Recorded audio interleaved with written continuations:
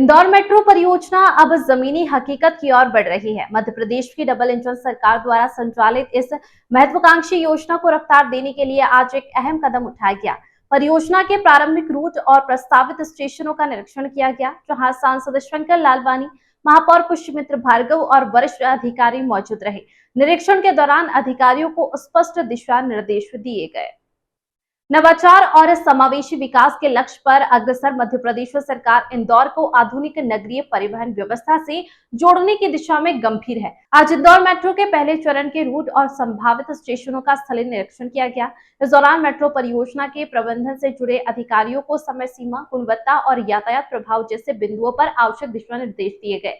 सांसद शंकर लालवानी ने इसे भविष्य के इंदौर के लिए मील का पत्थर बताया।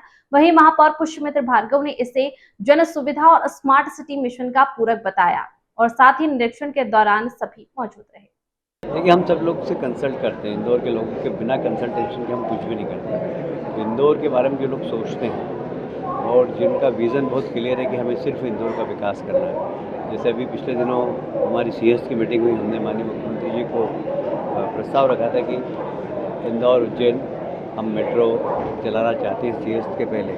फिर और हमारा काम काफ़ी कुछ हो गया, DPR तो हम कोशिश करेंगे कि इंदौर उज्जैन मेट्रो भी सिंहस्थ के पहले तैयार हो जाए। एक बड़ी चैलेंज है, वो चुनौती भी है, और हम राहुल जैसे ब्राइट ऑफिसर भी अब इससे जुड़ गए हैं।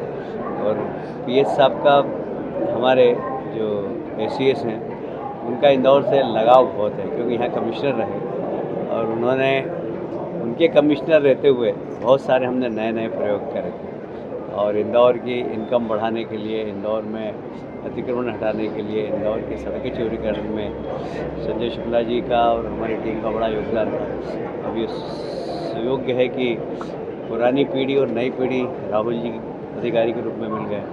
हम इंदौर को एक अच्छी ऊंचाई पर पहुंचाएंगे। छोटी छोटी समस्याओं को भी बहुत ध्यान में रख रहे हैं हम। जैसे आज ही हमें बताया गया, राहुल जी ने कहा कि इस स्टेशन को जोड़ने के लिए यदि हमने फीडर बसेस वगैरह चला दी तो अच्छा होगा, जिससे यात्री यहाँ आ जाए और वापस अपने स्थान पर चले जाए। तो हम उसके लिए प्लान कर लेंगे। आपने पार्किंग के लिए भी कहा है, सजेशन दिया है? हाँ, पार्किंग मुझे अभी थोड़ा सा लगता है कि पार्किंग की जगह यहाँ पर कम है, तो हम पार्किंग के लिए ज़रा स्पेस राहुल जी से देखना पड़ेगा। प्लान बनाएंगे। हाँ, तो एक अच्छा कॉम्प्रिहेंसिव प्लान बनाकर पार्किंग के लिए भी हम लोग करेंगे। जो हमें कमी दिख रही है हम उसके बारे में आपको बताते हैं। आप कह रहे हैं कि पब्लिक अभी जो है वो सिर्फ देखने और उसको फील करने आएगी, इस दौरान आप उनसे अपील करेंगे कि इसको अपनी संपत्ति मानते हुए उसका हाँ, क्योंकि चोरियां भी बहुत हुई है, आपकी अपील बड़ी हो रहेगी। नहीं, देखिए, मुझे इस बात को कहते हुए गर्व है कि इंदौर की जनता इस शहर को बहुत प्यार करती है। तो यदि हम स्वच्छता में नंबर 1 है तो इंदौर की जनता के कारण।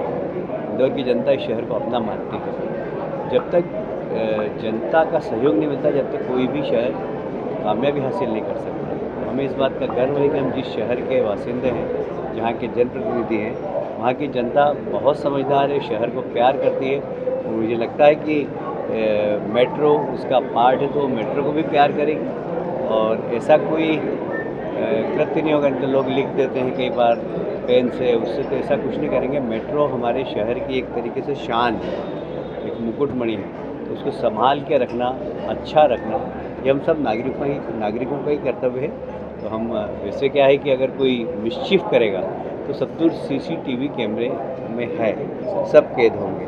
तो मुझे नहीं लगता कि कोई इस प्रकार की मिस्चीफ करेगा, नहीं तो फिर दंड भुगतना होगा। पिछले दिनों आपने चिंता जताई थी खर्च को लेकर, छोटा स्ट्रेस है उसको लेकर खर्च बढ़ेगा प्रदेश सरकार में, इस तरह की चिंता आपने जताई थी। अभी तो नहीं बढ़ेगा, क्योंकि अभी इसको मेट्रो कंपनी ही देख रही है, इसलिए अभी हमारे पर बोझ नहीं बढ़ेगा। पर भविष्य में ये बात सही है कि मेट्रो ऐसा नहीं हो कि हमारे लिए वाइट एलिफेंट बन जाए।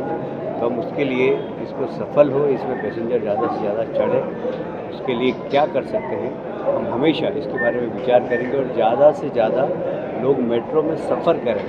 इसके लिए एक तरीके से वातावरण भी बनाएंगे और नागरिकों को सुविधा भी देंगे, जिससे कि वो यहाँ तक आसानी से पहुँच सके और यहाँ से अपने घर तक पहुँच सके। इसलिए जहाँ आवश्यकता होगी वहाँ बसेस चलाएंगे, जहाँ आवश्यकता होगी वहाँ ई-रिक्शा को परमिशन देंगे, जहाँ आवश्यकता होगी वहाँ और भी कोई साधन होगा जिससे के माध्यम से लोग आ जा सके मेट्रो तक, वो हम सब